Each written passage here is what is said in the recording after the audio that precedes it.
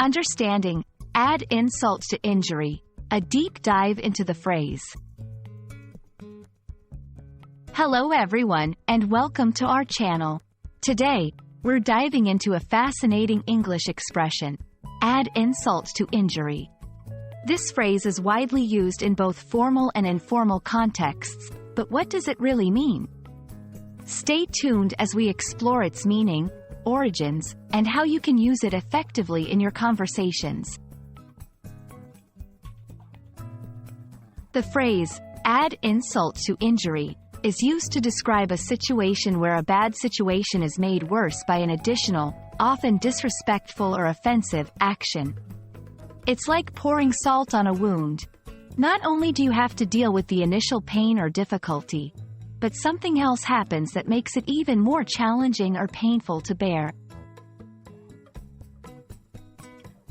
This expression has a long history and is believed to have roots in ancient times. It was famously used by the Roman poet Phaedrus in one of his fables, illustrating that the concept of making a bad situation worse has been recognized and articulated for centuries. Understanding the origins helps us appreciate the depth and endurance of this phrase in English language and culture.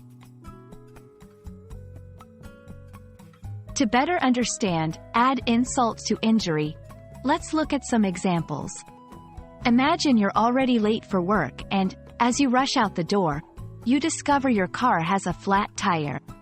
As you're dealing with this, it starts to rain heavily. The rain here adds insult to your injury of being late with a flat tire.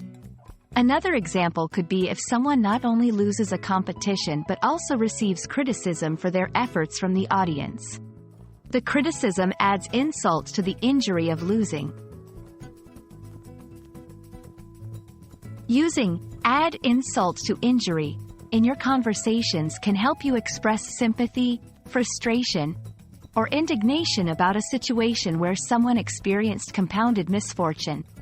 It's a way to acknowledge that not only did something bad happen, but it was followed by another slight or hardship that made the original situation even worse.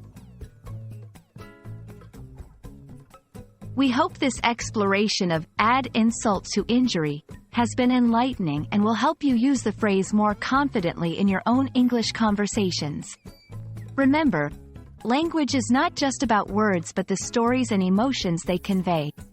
Until next time, keep learning and using new expressions to enrich your English. Thank you for watching.